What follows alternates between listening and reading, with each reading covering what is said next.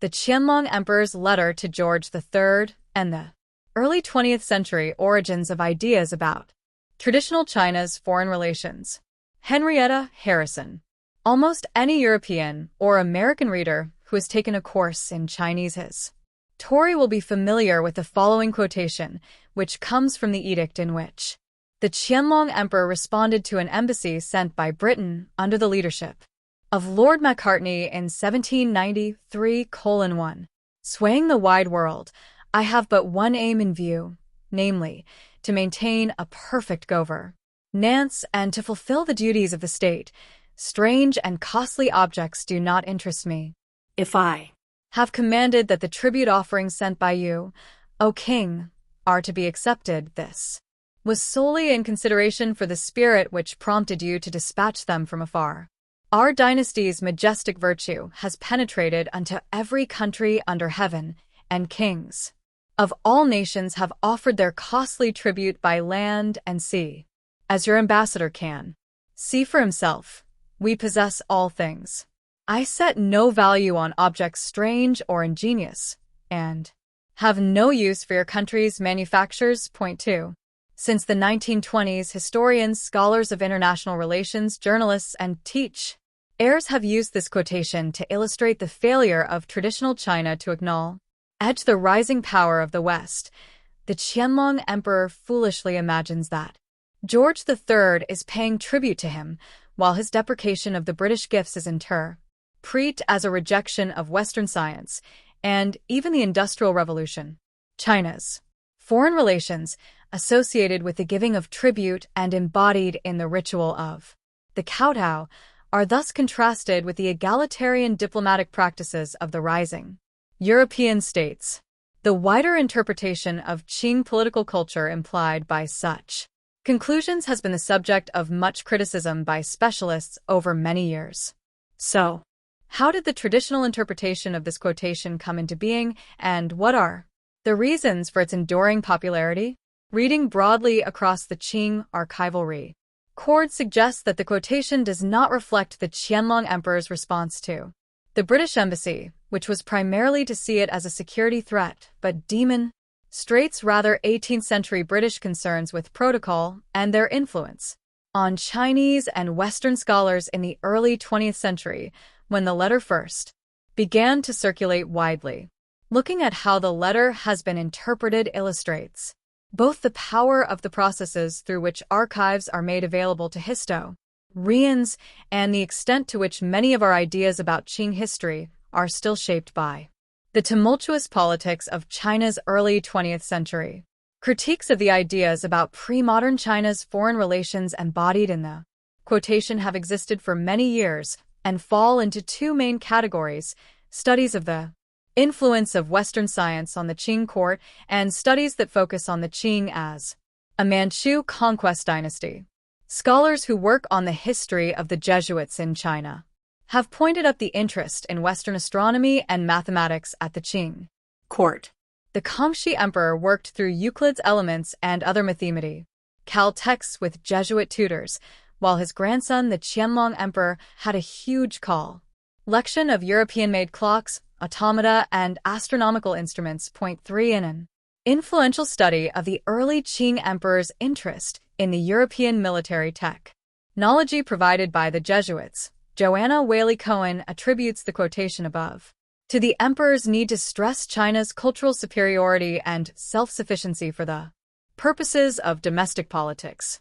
Another group of scholars has made use of sources in Manchu and other Inner Asian languages to argue that while the Qing emperors employed Confucian institutions and philosophy to govern their Han Chinese subjects, they did not necessarily impose these ideas on other parts of their empire, but struck toward their relations with their Mongol, Tibetan, and Turkic-speaking subjects accord ing to the institutions and ideas of those cultures. Point 5. Laura Newby has shown that this also applied to their external relations in Central Asia, which were not necessarily determined by the Confucian ideals of the tribute system. Point 6. More recently, Matthew Mosca has argued that Qing officials in the 18th century were aware that they were part of a global trading system in which Britain and Russia were major players. and that the idea of handling each country's foreign relations through a single frontier, where its envoys came to pay tribute, was maintained because it was embedded in the dynasty's institutional structures. Point 7. Despite all this scholarship, however, the familiar version of the Macartney Embassy remains influential. The most recent studies, made by James Havia and Alan Parfit in the 1990s, both place culture and ritual at the heart of their interpretations of the emperor's response to the British, even though in every other respect they are entirely different in approach and argument. Point 8. Moreover, the Qianlong emperor's letter continues to be a familiar part of public understanding of China. Students in high schools and colleges continue to analyze it, and journalists continue to quote it. It is also now being taken up by scholars of international relations interested in historical alternatives to contemporary ideas of global international society. The idea that China today hopes to return to the China-centered world order that existed until the arrival of European international relations in Asia lies at the basis of important new interpretations of Asia's contemporary international relations. Point 9. Much of the quotation's power comes from its status as the authentic voice of the emperor expressed in a major diplomatic document. However, there have been repeat calls in recent years to think critically about the political processes through which such documents are presented to historians. Point 10. This began with scholars working on topics that were at odds with the mindset of those who wrote and structured the archives they were using. Social historians looking for the lives of the voiceless hoped to read against the grain of the documents. Point 11. Further thought led to and Laura Stoller's insight that the structure of an archive could shape political power as well as document it. Point 12. Since then, Kirsten Weld has looked at how the structure of an archive compiled to implement, but also to conceal, violence can resist the efforts of those hoping to use it to seek redress. Point 13. However, thinking about how we use archival materials is valuable not only in understanding the voiceless and assisting the powerless, but also for studies of high politics and diplomacy, particularly in the aftermath of major political transitions which demand that the past should be reconstituted to justify the present. Point 14.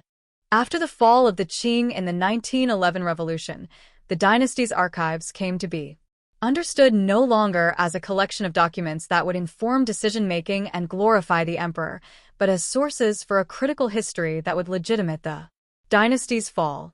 Central to this process was the work of a group of Chinese scholars who published the first sets of documents from the archive in the 1920s. The political context of the time shaped the selection of documents on the Macartney Embassy that they included in their publication, documents that were then interpreted as the authentic voice of the Qing.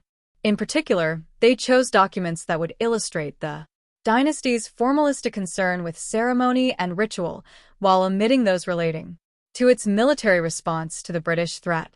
This narrative was passed on to English readers through the work of John K. Fairbank, who was committed to using Chinese archival documents to balance familiar Western perspectives on China's diplomatic history. However, this very commitment to archival research meant that his work was heavily influenced by the selection of documents that were being released to historians by the Chinese scholars in charge of the archives.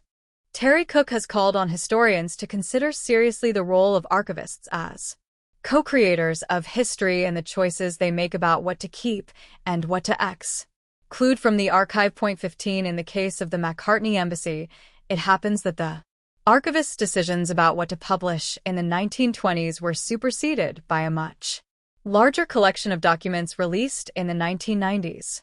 Moreover, archivists in early 20th century China were significant intellectual figures, and a wide range of CES and studies are available that make it possible to study their attitudes and role in the shaping of the archive. A careful examination of the two sets of documents of the Macartney Embassy not only transforms the story from one about ceremony and ritual to one about a military response to a perceived threat, but also shows the power of selection and exclusion in the presentation of archives to shape the stories we tell ourselves and others about the past. What is initially surprising about the popular interpretation of the Qianlong Paris letter is how little resemblance it seems to bear to the Qing dynasty's response. At the time, as seen in the documents on the embassy that were published by the first historical archives in Beijing in 1996. Since the Qing archives were far from completely preserved, this compilation does not include every document that was written at the time, nor does it include every remaining document relevant for a study of the embassy, since only documents that actually refer to the embassy were selected.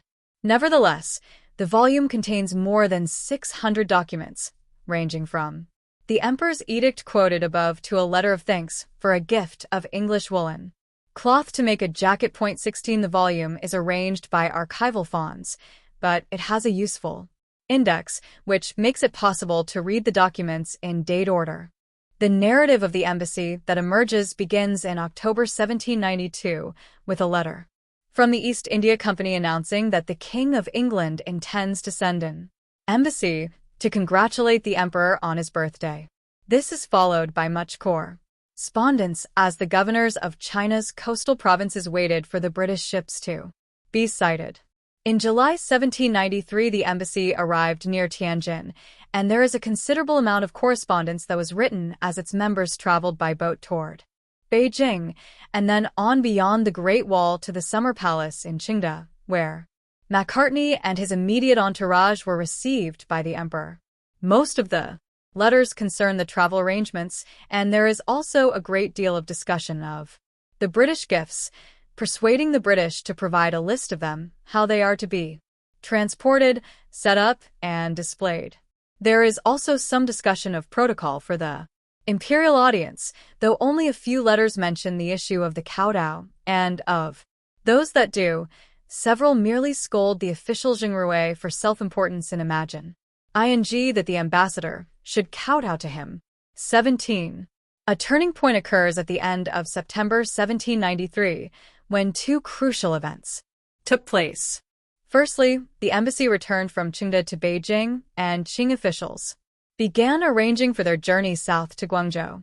Secondly, the list of British demands was translated into Chinese. 18 When the emperor read them, he found them most unpalatable. The British wanted not only to keep a permanent ambassador in Beijing, to bypass the provincial government in Guangdong, but also to trade at ports along the coast and in Beijing, to receive tax reductions, and to be given one of the Zhoushan Islands off the coast near the port of Ningbo, as well as a base near Guangzhou. These requests had significant political and fiscal implications, which the pair was not slow to grasp. A formulaic letter to the English king that had previously been drafted in response to the embassy was thrown out, and a new version was writ. 10 In accordance with the emperor's personal instructions, the letter goes through each of the British requests and rejects them all, although many readers have as some that this rejection was caused by the emperor's anger at Macartney's refusal to kowtow. There is no mention of the kowtow or other protocol issues, and the focus is on a detailed rejection of the substantive British demands. 19 This letter is the source of the famous quotation, which is taken from the preamble, where the emperor lays out his general response while emphasizing his own generosity and playing down the value of the British gifts. The letter was formally presented to Macartney, and the embassy was hurried out of Beijing. Thereafter, the surviving correspondence is extensive and is primarily concerned with avoiding the possible military consequences of having rejected the British demands. A key letter was sent out by the Grand Council to the governors of coastal provinces just before the embassy left Beijing. In it, the emperor warns the governors about what has happened and that England is stronger and fiercer than the other countries in the Western Ocean. Since things have not gone according to their wishes, it may cause them to stir up trouble. He then urges the governors to strengthen their defenses and instructs the authorities in Guangzhou not to give the British any excuse for military action. This instruction from the emperor is followed by much correspondence as his officials report the various actions they have taken to comply. 21 There are also a great many letters Tours about how to get rid of the 5 British ships now anchored at Zhoushan, especially the heavily armed warship HS Lion. 22. The island provided a deep-water anchorage, which was one of the reasons the British hoped to get a base there, and Macartney had explained that many of the sailors were sick and needed to rest on land, which was indeed the case, as the Lion had a major outbreak of dysentery and many deaths. 23. The Emperor accepted this, but was urgent with his officials in demanding that they get the ships to leave. 24. Captain Ernest Gower recorded in his log being pursued by Chinese ships as he sailed down the coast, local people throwing filth in their wells, so his ships could not water. The gun salutes he fired, and Chinese ships in the harbor firing their guns both in response and at other times. 25. There are also a number of letters report ing to the Emperor military displays intended to impress the British as the embassy journeyed south. These two appear in the British accounts, which note the large numbers of soldiers on parade along the route while commenting critically on the artillery they displayed. 26.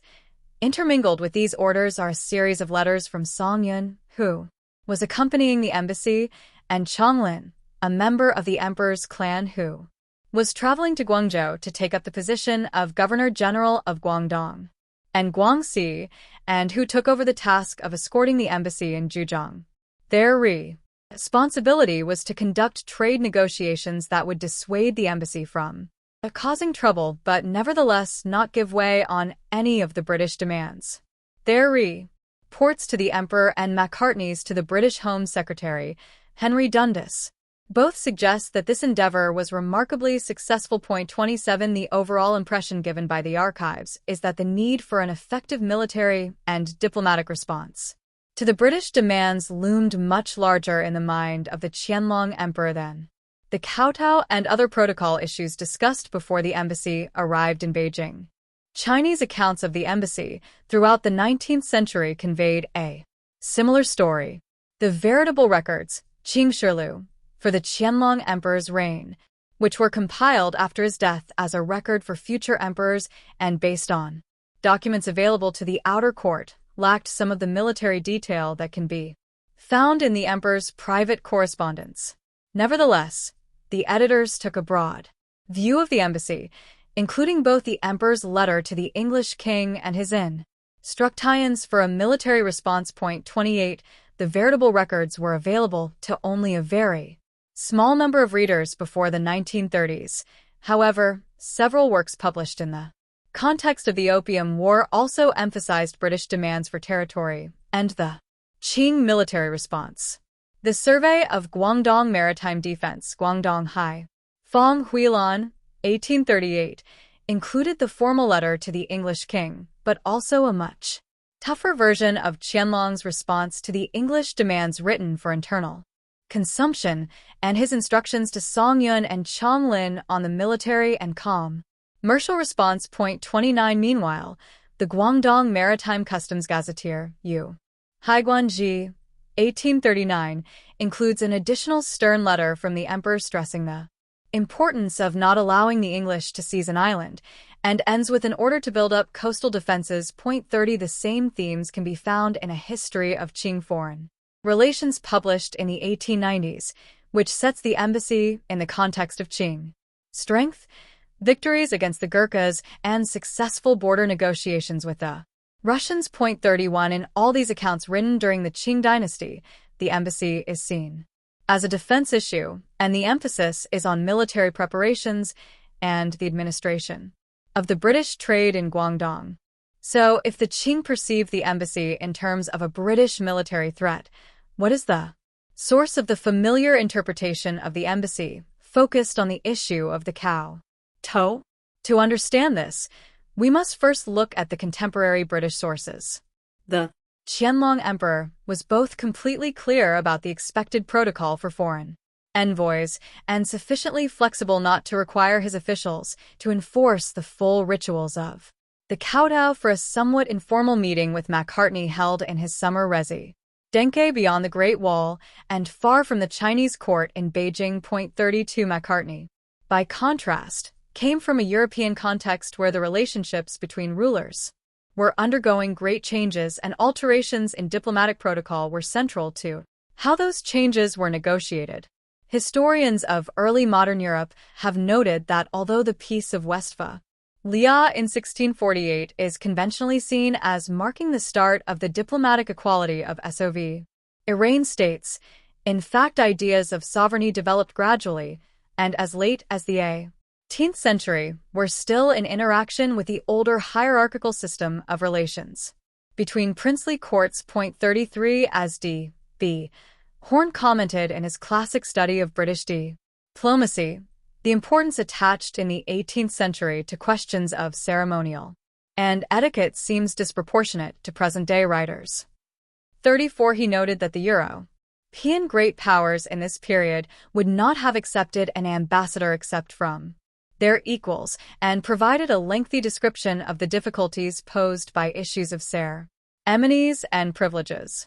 Among these was the fact that the Habsburgs, as rulers of the Holy Roman Empire, refused to give the English king the title of His Majesty, since he was only a king, not an emperor, making it difficult at times for the British to send ambassadors to Vienna. 35 The American and French revolutions exacerbated such problems by creating powerful new states that were republics, traditionally among the lowest-ranking entities in the hierarchy of princes. They also brought to political prominence Enlightenment ideas of equality which began to be applied to states as well as individuals. However, such ideas were still heavily contested in the 1790s. Shortly after the embassy's return to England, Thomas James Matthias published a poem that he claimed was a translation of the Qianlong Emperor's response to George III. In it, the emperor condemns the revolutionary leaders of France who astonished world. The flag of dire equality unfurled, drizzling with blood of million streams in air. The scroll, fraternal freedom, death, despair. 36. Matthias was a member of the Queen's household and a prolific satirist whose Anani Mao's attacks on the literary celebrities of the day, as well as on French philosophy, had a broad appeal to conservatives. 37 As the poem suggests, equality was still far from generally accepted even as an ideal. It was not until 1816 that the Congress of Vienna created the equality of states as part of European diplomatic protocol, though this ideal has remained just as much unfulfilled as the ideals of the Chinese tribute system. In this context, where hierarchical diplomatic relations were still the accepted norm in Europe, it is not surprising that concerns over the ceremonies with which the Emperor of China would receive the envoy of an English king were a major issue for the British well before the embassy left London. Macartney, in his correspondence with Dundas, anticipated trouble with genuflections, prostrations, and other idle oriental ceremony, and said that he would handle the matter flexibly. 38. The well-known cartoon by James Gilray captioned, "The Reception of the Diplomatique and his Suite at the Court of Pekin," in which Englishmen bow their heads to the ground for a reclining Oriental monarch, has often been used to illustrate the importance of the kowtow to the reception of the embassy. However, this image was actually published before the embassy left London. Rather than suggesting Chinese concerns with ceremonial, it points to the intensity of popular British concern with the bodily POS tour of diplomats and the centrality of this issue in judging the success of the embassy. The frequent references in Macartney's diary to protocol issues, and especially the kowtow, point to his own anxieties and are clearly intended as a record of how carefully he handled this issue. 39 John Barrow, who went on from the embassy to become Macartney's secretary, wrote an influential account that placed strong emphasis on Macartney's refusal to kowtow. He claimed that it was in fact the Chinese who were excessively rigid on ceremonial issues. 40 Lawrence Williams has argued that this reflected a broader process in which contemporary British satire influenced later epic tie-ins of the embassy through defensive writings that inverted the satirical critiques. 41 These concerns were carried down through the 19th century English law, Gauge literature on the embassy, because diplomatic protocol continued to be an issue for the European powers in China. The Westerners saw acceptable protocol as essential to their relations with China, and their representatives refused to conform to standard forms of Qing court etiquette on the grounds that they were not the representatives of tributary states. The Qing vacillated between an absolute refusal to allow the 1816 embassy, led by Lord Amherst, to proceed unless its members performed the kowtow, and suggestions for alternative ceremonies that would avoid a formal reject. Point 42. The ongoing political importance of the issues is suggested by James Bromley. Eames's dedication of his influential General History the English in China, 1909, which criticized Macartney's flexibility over the kowtow to one of the principal British military officers who fought against the Qing during the Boxer Uprising. 43. William Woodville Rockhill, who in 1897 published Diplomatic Missions to the Court of China, the kowtow question in the New American Historical Review, was appointed as the U.S. plenipotentiary on the committee that imposed reformed ceremonials on the Qing court after the 1900 Boxer Uprising. 44. Thus up until the fall of the Qing dynasty. In 1911, the focus on diplomatic protocol during the Macartney embassy was a primarily Western concern, while published Chinese accounts emphasized the British threat and the military measures taken to deal with it. Meanwhile, the Qianlong Emperor's letter to George III was largely unknown. The English translation lay forgotten in the archives of the East India Company, IG. Ignored even by the indefatigable Hosea Ballou Morse in his research for the monumental history of Qing China's international relations that he began to publish in 1910.45. The Chinese original was available in works that dealt with Guangdong's maritime customs and defenses, but it does not appear to have been noticed until it was reprinted in a new set of the court records of the Donghua Gate, Donghua Shilu, 1885. An abridged version of the veritable records. 46. The first modern translation into English was made from this text in 1896 by Edward Harper Parker, who was interested in using these newly available Qing records to examine the history of the Gurkha Wars of the 1790s, but although he published his translation in a London journal, it does not seem to have provoked any particular response. 47. What brought the Qianlong Emperor's letter to public prominence was the fall of the Qing dynasty in 1911 and the rise of Han Chinese nationalism. In 1914, a translaw Tian was included in a new history of the Qing by two British writers living in China. 48. It was from this English source that it was picked up by Chinese scholars for whom the Qianlong Emperor's apparent ignorance and complacency fitted neatly with a revolutionary agenda. The letter was one of a number of well-known documents for the study of Qing history that emerged and circulated widely in the years before and after the 1911 revolution. Another is the record of 10 days at Yangzhou Shuri. A vivid and emotive description of the brutality of the Qing armies in the 17th century conquest in China that has also frequently been published in translaw. 49. The dynasty's archives became available to historians through this same process, a fact that has made aspects of the revolutionary narrative particularly effective and long-lasting. For British writers, the failure of the Macartney embassy to achieve its goals was a long-standing part of the justification for British power in China. 50. For this purpose, the demands presented by Macartney were summarized as being for diplomatic relations and free trade, rather than tax reductions and territorial bases. Morse called them a modest charter of rights for the English trade put forward in 1793 and won by force of arms in 1842. 51. By beginning their narratives of Sino-British relations with the embassy, authors told a story of two failed British attempts to use diplomacy to achieve the rightful equality of nations, which then justified the use of force. A side effect of omitting the more substantive demands was to make it appear that the Qing were responding primarily to cultural affronts. 52. Sir Edmund Backhouse and John Otway Percy Bland published their history of the Qing court, which included a complete translation of the Qianlong letter, shortly after the 1911 revolution. 53 The book was lighthearted, racy, and a bestseller.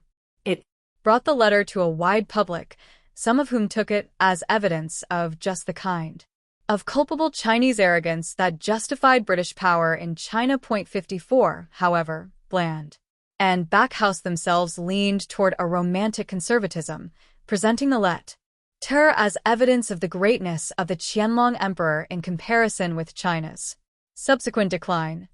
How swift and complete has been the process of the Great Celestial Empire's decline and humiliation, since its sovereign could describe himself in all sincerity as swaying the wide world. 55.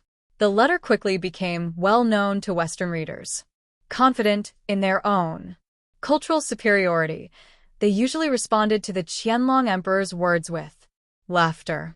The philosopher Bertrand Russell, who toured China lecturing, read Bland and Backhouse and included a lengthy quotation from the letter in The Problem of China, 1922, commenting that no one understands China until this document has ceased to seem absurd.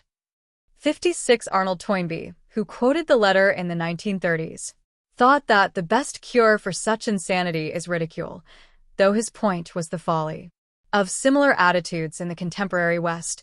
57. He, like Bland, saw the piquancy of the joke in the contrast between China's 18th-century arrogance and its contemporary weakness, the complicity of the reader in the joke and the resulting potential for an author to expound some reality that lies behind the emperor's words is undoubtedly part of the staying power of the quotation in Western sources. However, in these early years, the point most often made was the size and power of the Qing Empire under Qianlong. Bland and Backhouse's writing was also a good fit for the complex mix of conservatism, national pride, and republicanism shared by many Chinese elites, with the result that the book was translated into Chinese within a year. 58. Combining stories of Qing depravity and corruption with a critique of the westernized elite who formed the new political establishment, the Chinese translation was a hit and went through for editions between 1915 and 1931. To a Chinese reader, there is nothing particularly amusing about the Qianlong emperor's grand words, which come from familiar classical sources and were simply part of the diplomatic boilerplate of traditional China, so the letter was merely absorbed into the book's general romantic and tragic narrative of the Qing past. Liu Banong was inspired by reading it to translate Ma Macartney's Diary of the Embassy, which had also recently been published in English. Liu's preface presents both Macartney and the Qianlong emperor as impressively flexible in their negotiations and a model for China's future foreign relations. 59. However, this new Chinese view of the embassy was populist rather than scholarly. Liu Banong was a novelist, not a historian, and the translators of Bland and Backhouse's work felt duty-bound to note how unreliable it was. 60. It was this popular narrative that brought the English sources on the Macartney embassy to the attention of Chinese historians and archivists. 61. In 1924, the remnants of the court were expelled from the palace.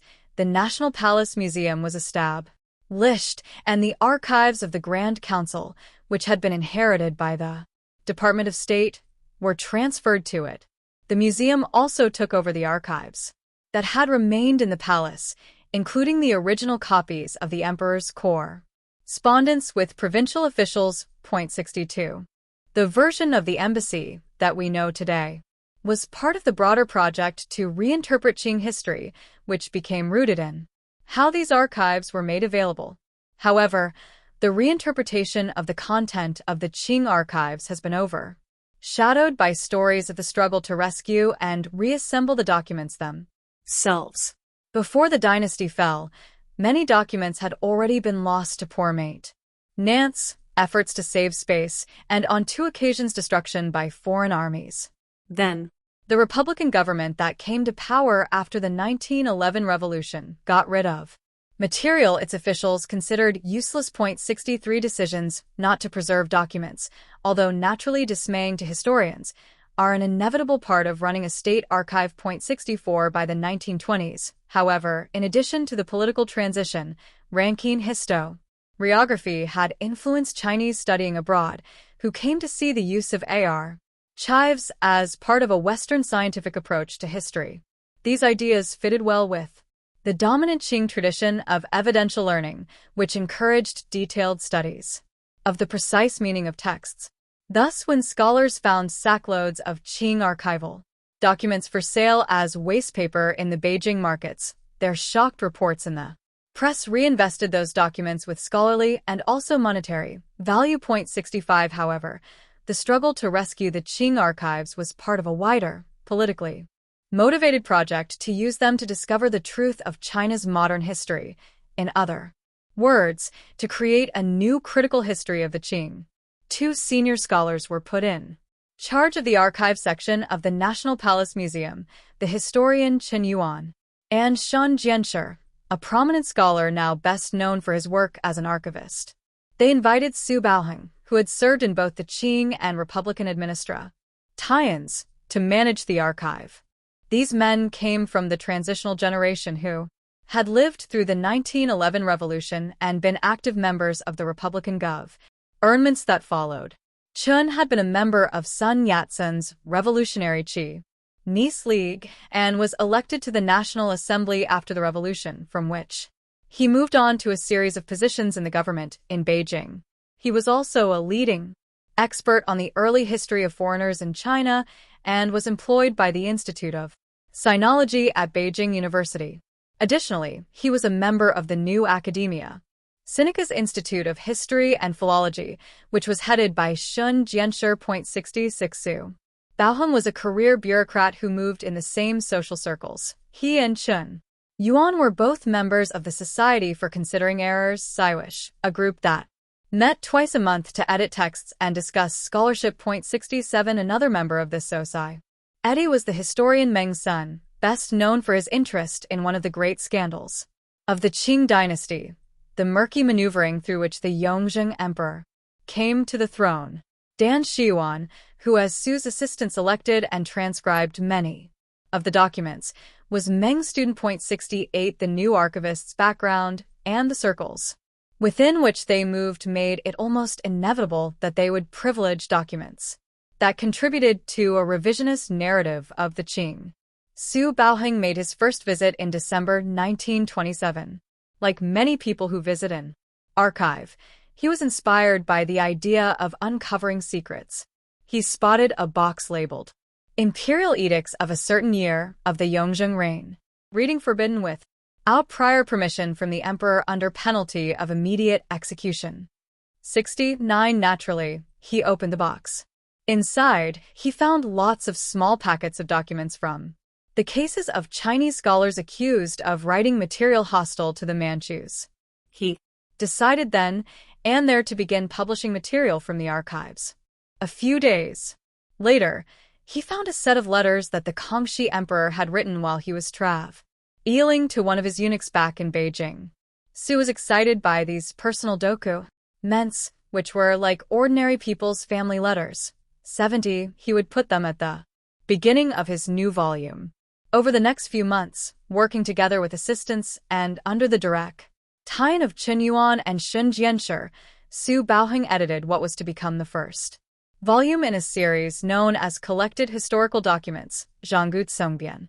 The 47 documents on the Macartney Embassy included in this volume were the main Chinese source for the embassy until the 1990s and were partially translated into English by John Lancelot Cramerbing, who published them as Lord Macartney's Embassy to Peking in 1793 from official Chinese documents.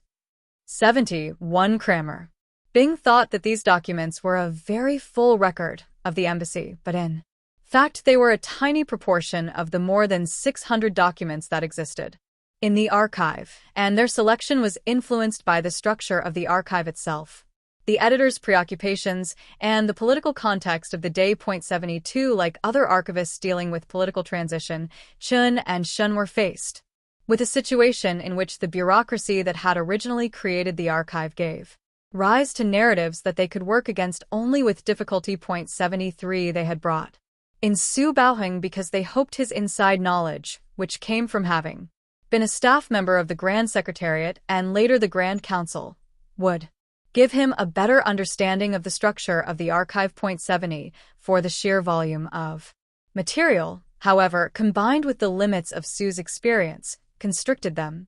Many of the documents about the military response to the embassy were in what was known as the Palace Archives, which contained the Qianlong Emperor's personal correspondence, but these had not been opened.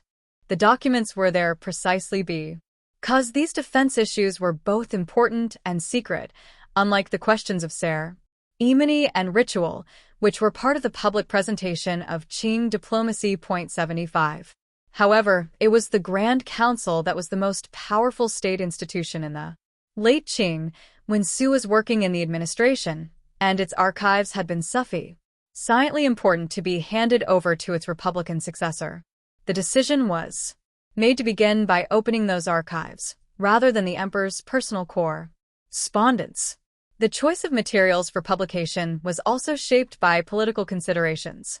At a basic level, the editor's general view of Qing history was influenced by the nationalist and anti-Manchu ideas of their generation. Shun Jianshi, who instructed the graduate students who did much of the actual work of selecting and transcribing the documents, wrote simply that subjects such as the fall of the Ming dynasty and the cases of Chinese accused of anti-Manchu writings were naturally important, while other documents could be used to compile statistics. 76 There was also a more immediate political context. In the early months of 1928, when the volume was being compiled, Chiang Kai-shek's Nationalist Party was marching north to seize power from the Beijing government. This created a precarious situation for the Palace Museum. Conservatives in the Beijing government were already unhappy that the museum had displaced the former emperor in the palace. Chun Yuan, who was both Cantonese and a former supporter of Sun Yat-sen, had been arrested in a crackdown on prominent supporters of the nationalists. At the same time, the museum was also under threat from radical elements within the Nationalist Party. As its troops moved north, the party passed a proposal to sell off the entire palace and its contents as rebel property. 77. Under such circumstances, the editors of collected historical documents could scarcely avoid thinking about how to make their work acceptable to the new government, which saw itself not only as the successor to Sun Yat-sen and the revolutionaries who had overthrown the Qing, but as an anti-imperialist force that was moving to take back foreign concessions from the British. The first volume of collected historical documents is the product of this political context, and its selection of documents combines the editor's revolutionary nationalism with the Nationalist Party's emphasis on anti-imperialism in its view of Qing history. The volume begins with photographs and the personal letters from the Kangxi emperor that Su Baoheng had found so exciting. 78 These give the reader a feeling that the archives are a way of getting behind the formal exterior of the Qing dynasty into a real backstage story.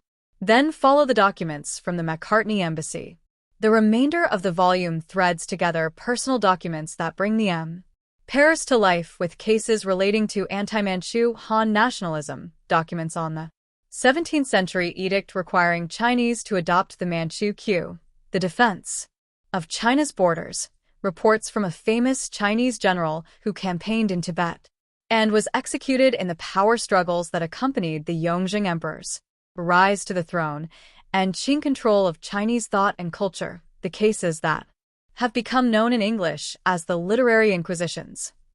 The volume was not state-directed propaganda, but it was driven by its editor's interests and the circumstances of its production.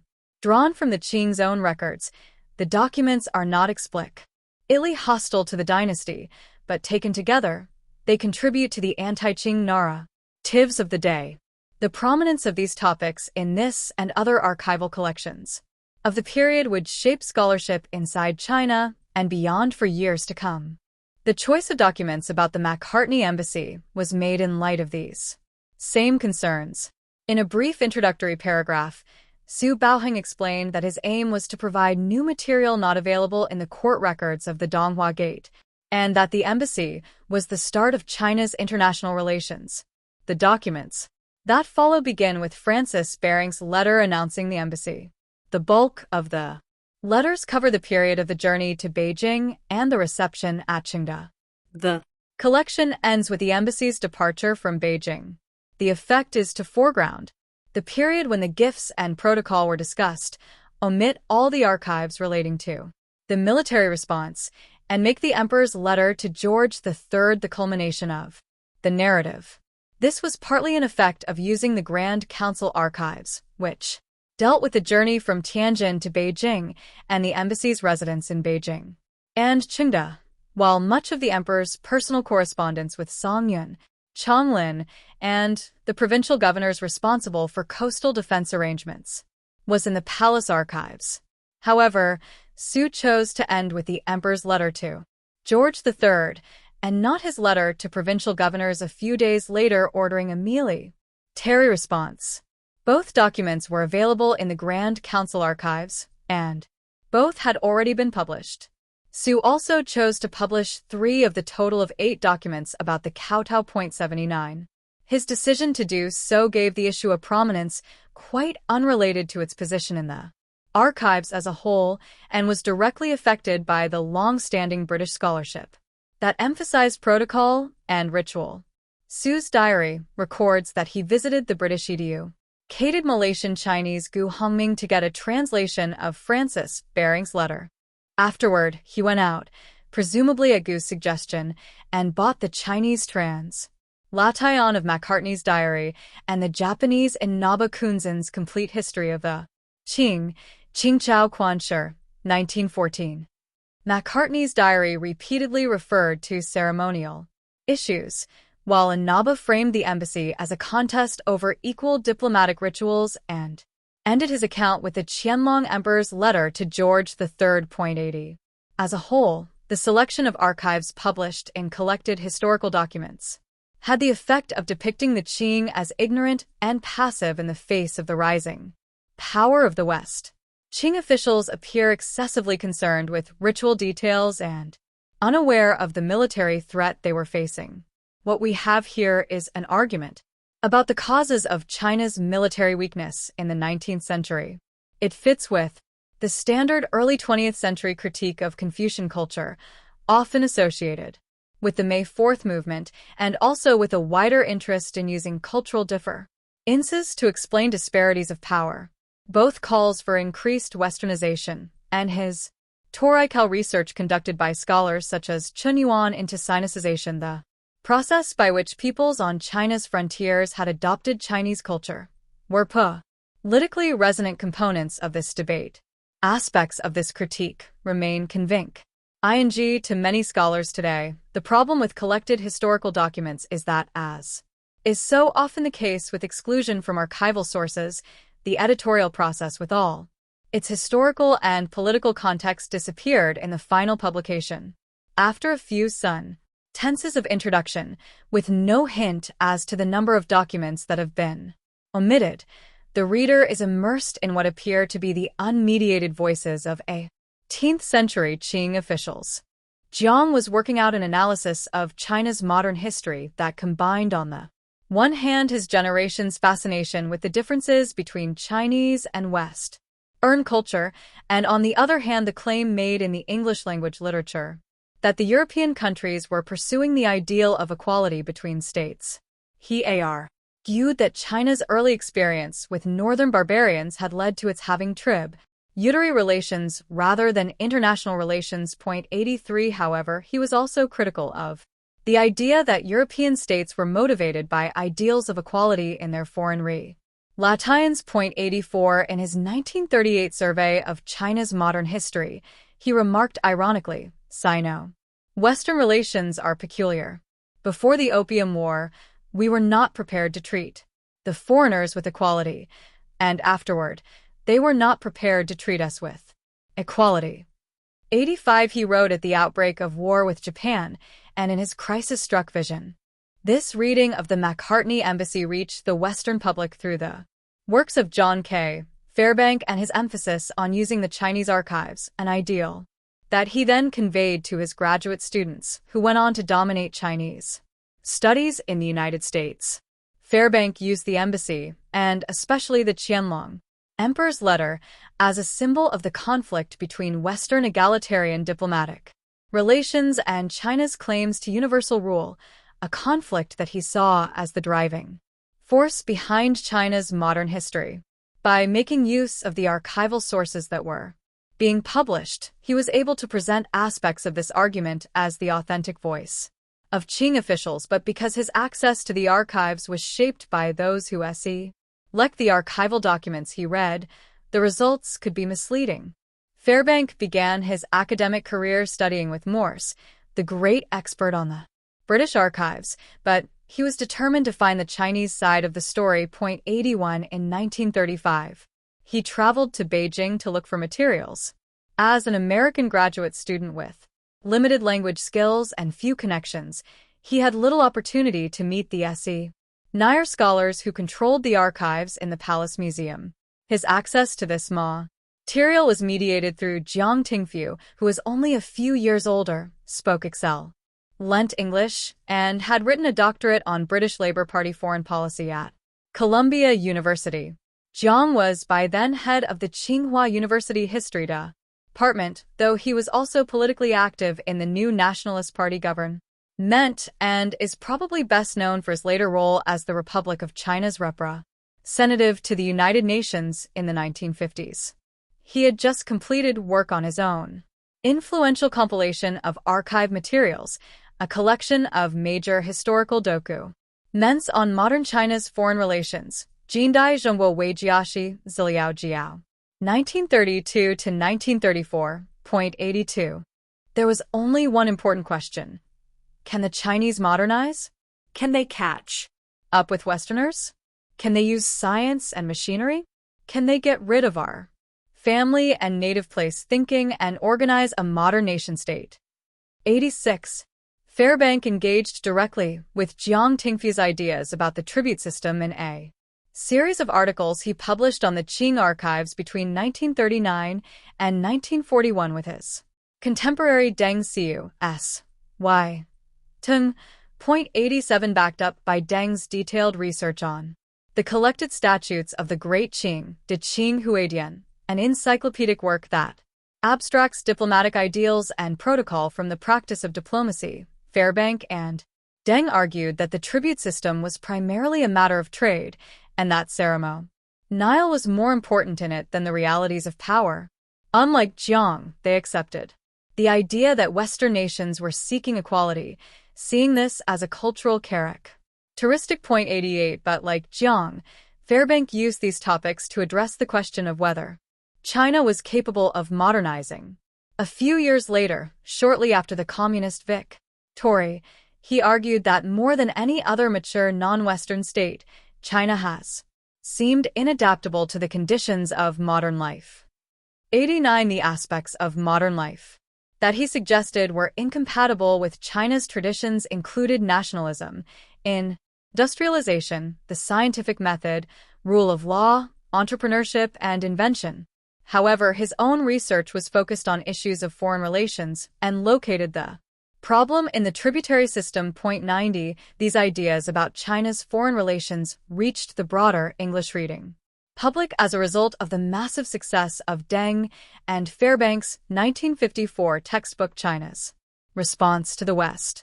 91 This was an edited sourcebook that combined texts chosen and in some cases condensed for the greatest possible significance with a strong underlying narrative. 92 The book's outline was originally created by Deng following the standard frame of Chinese revolutionary history, beginning with anti-Manchu Chinese nationalism in the early Qing and ending with the Communist Revolution. 93 However, the plan was cut back by Fairbank, who created a first section titled The Problem and Its Background.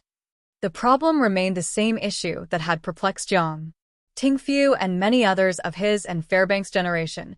Could China modernize? Fairbank reformulated the question, however, so that it would also include how the communists came to power. He framed the answer in terms of a transition from the traditional tributary system to the system of modern international relations, with the tensions imposed by this being the driving force for other changes. The chapter ends with a heavily abridged version of the Qianlong Emperor's letter. It omits any reference to the main British demands and ends with the famous sentence, "We have never set much store on strange or ingenious objects, nor do we need any more of your country's manufactures."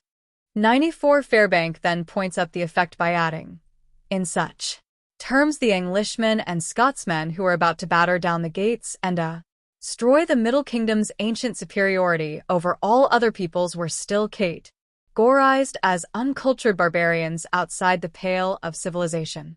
95 Deng had originally intended to publish the letter and several other documents on the embassy from the set in the collected historical documents. Fairbank reduced this to the single letter, which he introduced as the most famous example of the Qing court's effort to fit Western nations into the traditional and outmoded tributary framework. 96. At the beginning of the Cold War, when it was compiled, China's response to the West addressed a major political problem. As Fairbank phrased it, the rise to power of Chinese communism was the most portentous event in the whole history of American foreign policy in Asia, and therefore every intelligent American must strive to understand its significance. 97 He then proposed a solution to this problem. Understanding History. Fairbank wrote in the prospectus for the volume that without knowledge of China's modern history, our diplomacy is blindfolded and our own subjective assumptions may well lead us to disaster. 98 In depicting what befell Qing China when its officials failed to understand a foreign culture, Fairbank was also making an argument about what would happen to Americans if they did not apply themselves to learning about China. As one reviewer wrote, the Chinese are not the only people to suffer from the reluctance of their leaders to accept unpalatable truths. But certainly, they have paid a heavy price, from which we might all take a warning. 99 Thus the vol. UME was both a critique of U.S. foreign policy and a plea for the expansion of area studies, arguments with which many university teachers would find themselves in sympathy for several decades. China's response to the West was to be the textbook for generations of American and British undergraduates. Not only is it still in use, but it has continued to influence. Later source compilations point 100 the effect of using the Qianlong Emperor's letter to George III to frame an argument about the United States' foreign policy toward China was that, as James Havia has noted, the letter came to stand for China's culturalism, isolationism, and sense of self-sufficiency in the 1960s. 101. Throughout the Cold War, a generation of textbooks used the quotation to illustrate traditional China's ISO Latayan from the rest of the world, quite implausibly given the extensive trade that gave rise to the embassy. 102 From these the letter spread to textbooks in world history, and in the last 20 years to international relations, where it is primarily used to help readers understand contemporary China's attitudes towards Southeast Asia. 103 Here, for the first time, the joke embedded in the quotation is no longer mentioned. China's rising power means that scholars of international relations are prepared to take the normative statements of the Qianlong Emperor on their own terms. It is hard not to sympathize with the aims of a new generation of scholars who use the Macartney M. Basie to challenge the Eurocentrism of much scholarship in international relations, and to argue that until the quite recent past, non-Westerners often set the terms of engagement for diplomatic relations. 104 In doing so, however, they too easily fall back on a vision of European egalitarianism and Chinese hierarchy in international relations that originated in the tensions of the transition to rituals of equality in relations between European states and was written into history by Chinese scholars who accused The dynasty they had overthrown of confounding ritual with reality. So, what can we conclude from this story of the ways in which Lord Macartney's embassy has been interpreted? At one level we have here the historian's familiar cautionary tale about the importance of context in interpreting archival documents and the potent, highly misleading nature of isolated quotations. But going beyond this, we are reminded that how records are made available affects how historians can use them.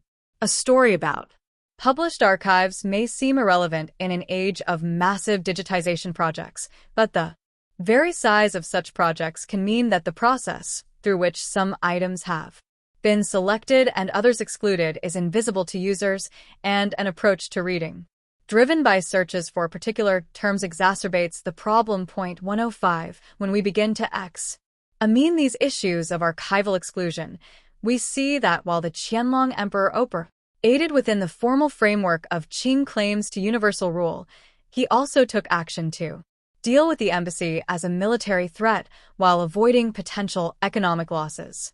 He correctly perceived that by pacifying Lord Macartney with vague promises of future trade negotiations, he would be able to avert immediate trouble, but he remained extremely cautious. While the Qing court's knowledge of the details of British expansion was extremely limited, the emperor and his advisors were clearly clever and competent political operators. Looking beyond the immediate details of the embassy, we should also remember that the frames we use to interpret Qing history were shaped in the early 20th century and reflect its concerns, and that these may have been written into the way in which the archives are presented. There has been a great deal of argument about whether these frames reflect Chinese or Western views of Chinese history. Point 106. In fact, as we have seen, there was much interchange between scholars writing in English and those writing in Chinese. What is more important to understand is that the political context of the early 20th century posed particular questions. Can China modernize? Was at the core of scholarly inquiry for both Chinese and Westerners. The Qianlong Emperor's letter was used to pose the question of whether or not China could accept equal diplomatic relations, science, and industrialization. Today, such questions seem simply anachronistic, and China's growing power on the world stage is contributing to a new rewriting of the history of the Qing.